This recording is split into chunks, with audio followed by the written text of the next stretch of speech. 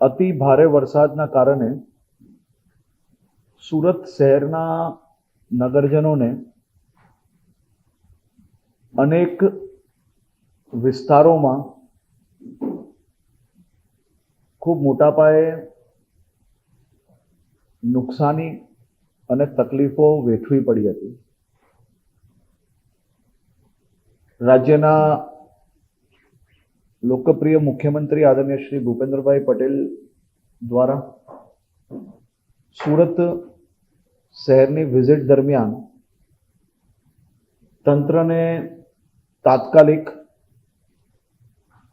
સંપૂર્ણ સર્વે residential, commercial અને industrial વિસ્તારોમાં કરવાની સૂચના આપવામાં આવી હતી.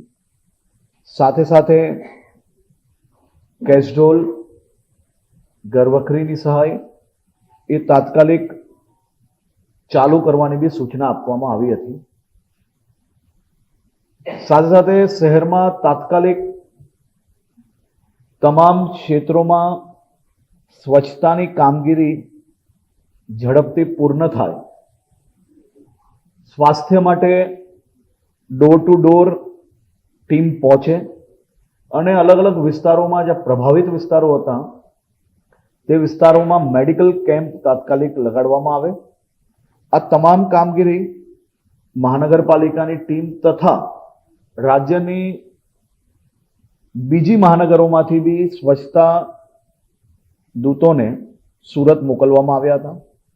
કુલ મલાઈને 90,000 જેટલા સ્વચ્છતા કર્મીઓ છેલ્લા એક અઠવાડિયાથી રાત દિવસ સુરતને સ્વચ્છ કરવામાં જે કામગીરી કરી રહ્યા છે એવા સૌ સ્વચ્છતા દૂતોને હું સુરત શહેરના સૌ નાગરિકો વતી અભિનંદન અને આભાર માનું છું. સુરત શહેરમાં આ કપરા સમયે રાજ્યની ભારતીય જનતા પાર્ટીની આ સરકાર પ્રજાની પડખે છે. વેપાર ધંધા ફરી કોઈ સામાન્ય મધ્યમ વર્ગીય વેપારીઓ જેને ઇન્સ્યોરન્સ ના હોય અને અચાનક આ ભારે વરસાદ આવવાના કારણે તેનો વેપાર ઠપ થયો હોય, તેને નુકસાની થઈ હોય તેવા લોકો જોડે રાજ્ય સરકાર કઈ રીતે મદદગાર થઈને તેમનો વેપાર ફરી ચાલુ કરાવી શકે, તેમને નુકસાનીમાંથી બહાર લાવવામાં ફૂલ નહીં તો ફૂલની પાંખડી અને એને ખભે ખભા મિલાવીને એની જોડે મદદગાર થઈ શકે તે દિશામાં રાજ્ય સરકાર દ્વારા ખૂબ ડિટેલ્ડ સર્વેના આધારે મહત્વના નિર્ણયો આજે મુખ્યમંત્રીશ્રીએ રાજ્યની કેબિનેટ બેઠકમાં લીધા છે અને રાજ્યના સૌ નાગરિકોને મદદગાર પહોંચાડવા માટે એક મહત્વનો નિર્ણય લીધો છે. કુલ મળીને હમણાં સુધી 19,000થી વધારે નાગરિકોને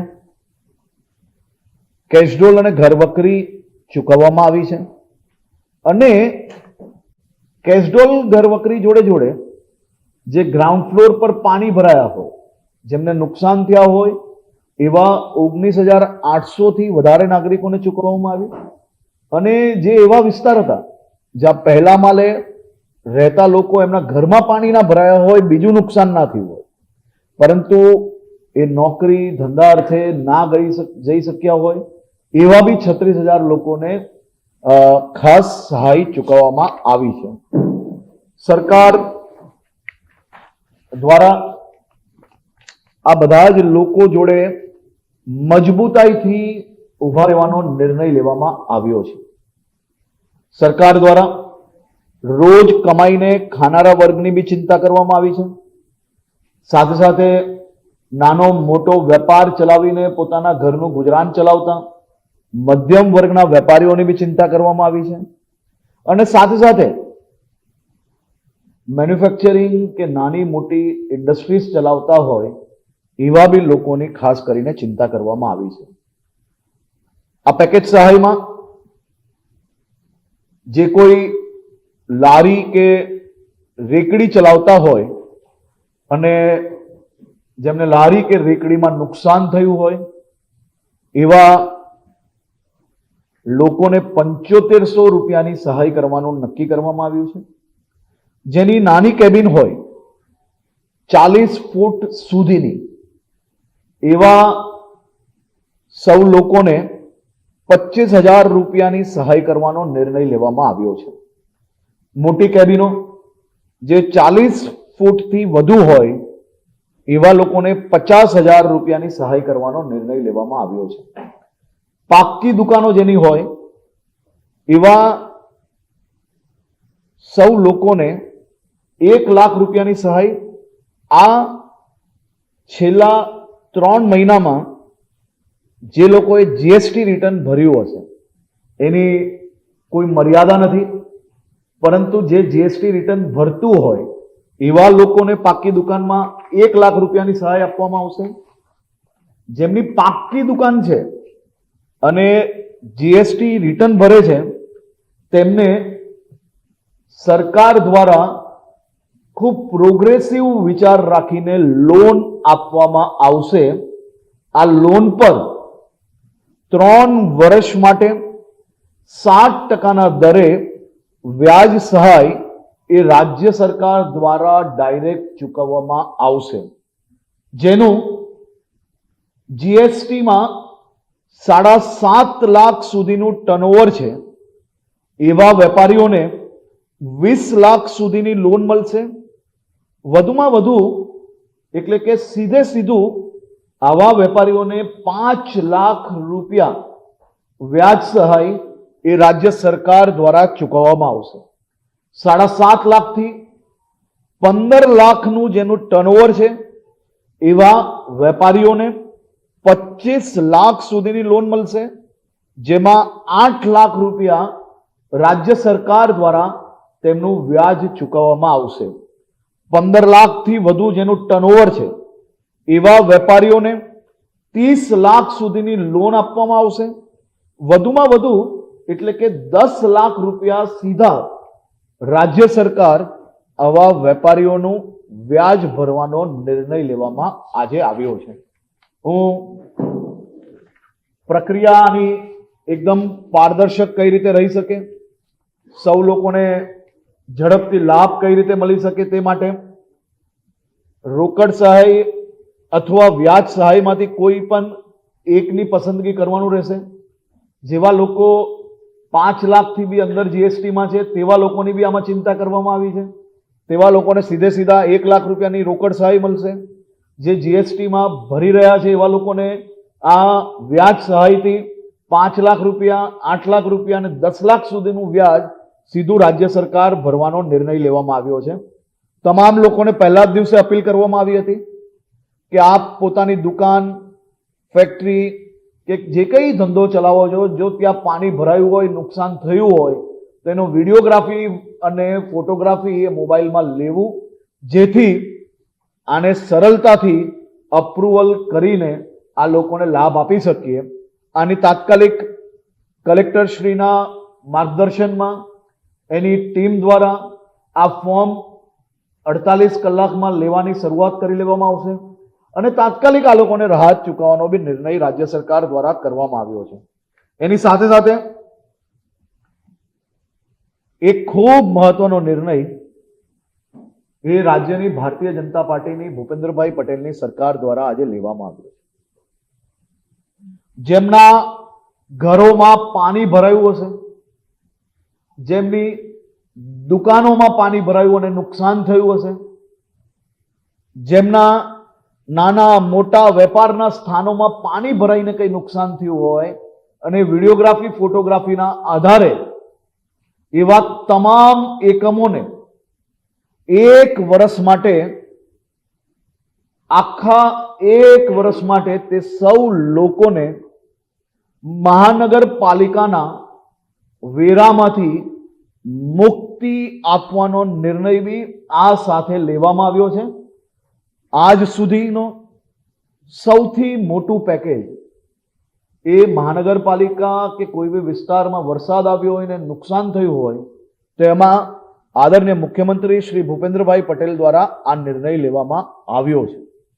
હું મારા સૌ સાથીઓને અને સૌ નાગરિકોને વિનંતી કરું છું કે કલેક્ટરશ્રી દ્વારા આની સંપૂર્ણ માર્ગદર્શિકા જેવી જાહેર થાય તો તાત્કાલિક આપની નુકસાની તથા વેરા મુક્તિ માટે બી મહાનગરપાલિકા દ્વારા સર્વે કરાવીને એ સોસાયટીઓને સંપૂર્ણ 1 વર્ષ માટે વેરા મુક્તિ માટેનું બી કાગળો લોકોને પહોંચાડવામાં આવશે. આ સાથે સાથે આજે રાજ્યની કેબિનેટ બેઠકમાં મુખ્યમંત્રી શ્રી દ્વારા એક ખૂબ મહત્વનો નિર્ણય લેવામાં આવ્યો છે. આ નિર્ણય છે રાજ્યમાં જે કોઈ ક્ષેત્રમાં વરસાદ ઓછો પડ્યો હોય અને એ ક્ષેત્રમાં જ્યાં પશુધનો, ગૌશાલાઓ, પાંજરાપોળો અને પશુધનના રક્ષણ માટે એને ખાદ ખોરાકી માટે ખાસ કરીને ઘાસચારાની કોઈ તકલીફ ના પડે તે માટે આ નિર્ણયની સત્તા સીધી કલેક્ટરને આપવાનો બી નિર્ણય લેવામાં આવ્યો છે, જેથી એની જે પ્રક્રિયામાં જે સમય નીકળતો હતો તો એ પ્રક્રિયાનો સમય ઓછો થાય અને ઝડપથી કલેક્ટર ડાયરેક્ટ પોતાના જિલ્લામાં પરિસ્થિતિના આધારે નિર્ણય લઈ શકે તે માટે આ નિર્ણય લેવામાં આવ્યો છે. આજે આદરણીય મુખ્યમંત્રીશ્રીના જન્મદિવસ છે અને રાજ્યભરમાં અનેક જિલ્લાઓમાં સામાજિક સેવાઓ થકી આદરણીય મુખ્યમંત્રીશ્રીનો જન્મદિવસ મનાવવામાં આવી રહ્યો છે. આદરણીય મુખ્યમંત્રીશ્રીએ ખાસ કરીને પહેલા જ અપીલ કરી હતી કે કોઈ બી પ્રકારની પેપર એડ, હારમાલા આ બધાથી દૂર રહેવું અને કોઈએ બી આવી બધી વસ્તુઓની અંદર સમય બગાડવો નહીં અને વધુમાં વધુ નાગરિકોની સેવા થકી એમનો જન્મદિવસ આજે ગુજરાતના નાગરિકો મનાવી રહ્યા છે. આદરણીય મુખ્યમંત્રીશ્રીને જન્મદિવસની બી ખૂબ ખૂબ શુભકામનાઓ. ખૂબ જ સરળતાથી અને કોઈ બી વ્યક્તિનું સામાન્યમાં સામાન્ય વ્યક્તિનું બી ગમે તેવું નેગેટિવ વિષય હોય, ગમે તેવું પરિસ્થિતિ હોય, ગંભીરતાથી હોય, આ બધા જ વિષયોમાં પોઝિટિવ રસ્તા કઈ રીતે નીકાળવા તે માટે તે હંમેશા પ્રયત્નશીલ હોય છે. અને લોકપ્રિય મુખ્યમંત્રી આદરણીય શ્રી ભૂપેન્દ્રભાઈ પટેલને આજે કેબિનેટના સૌ સાથીઓએ બી જન્મદિવસની શુભકામનાઓ બી આપી અને સાથે સાથે કાલે રથયાત્રાની પૂરી તૈયારીઓ રાજ્યભરમાં થઈ ચૂકી છે. રાજ્યમાં અનેક જિલ્લાઓમાં અમદાવાદ હોય, ભાવનગર હોય, આણંદ જિલ્લો હોય કે પછી રાજ્યના અલગ અલગ જિલ્લાઓમાં ભગવાન જગન્નાથજીની રથયાત્રા કાલે ખૂબ જ ઉત્સાહપૂર્વક નીકળે તે માટેની વ્યવસ્થાઓ રાજ્યના વહીવટીતંત્ર દ્વારા કરવામાં આવી છે. અને કાલે આપ સૌ લોકોને ભગવાન જગન્નાથજી રથયાત્રાની ખૂબ ખૂબ શુભકામનાઓ. રાજ્યના સૌ નાગરિકોને ભગવાન જગન્નાથજીના દર્શન સારી રીતે થઈ શકે તે માટેની બી શુભકામનાઓ. ખૂબ ખૂબ આભાર.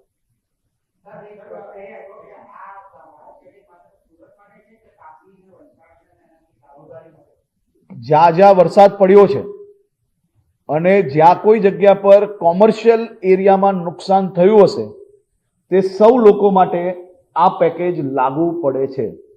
સાથે સાથે મુખ્યમંત્રીશ્રીએ સુરતમાં આવનારા સમયમાં આવી પરિસ્થિતિ ના આવે તે માટે કોન્ક્રીટ કામગીરી કઈ રીતે થઈ શકે તે માટે બી કાલે અર્બન સેક્રેટરી શ્રી થેનારસનજીને એમની આખી ટીમને સુરત મોકલ્યા હતા. આખા દિવસ દરમિયાન આ ખાડીઓને કઈ રીતે વધુ કેરિંગ કેપેસિટી એમની થાય, ખાડીઓમાં જે બી કોઈ દબાણ થયા હોય તે દબાણને કઈ રીતે મુક્ત કરાય તે માટે બી કાલે આખો દિવસ સુરત શહેરમાં આ માટે બેઠક કરવામાં આવી હતી. આની રિવ્યુ બેઠકના અંતે એમાં નિર્ણય કરવામાં આવશે. સુરત જ્યારે મુખ્યમંત્રી શ્રી આવ્યા હતા ત્યારે જ આ ખાડી રીડેવલપમેન્ટ માટે 500 કરોડ રૂપિયાની જાહેરાત કરી હતી અને તાત્કાલિક એનું સંપૂર્ણ મોડલ તૈયાર કરીને, પ્લાન તૈયાર કરીને, જો 500 થી વધારે કરોડ રૂપિયાની બી જરૂર હોય તો રાજ્ય સરકાર દ્વારા તેમાં આપવામાં આવશે, તે બી નિર્ણય લેવામાં આવ્યો છે. વિસ્તૃત પરિપત્ર સાંજે 5 વાગે તમામ લોકોને મળી જશે. જે બી જગ્યા પર રાજ્યના બધા જ જિલ્લાઓને એક સરખું લાગુ પડે છે.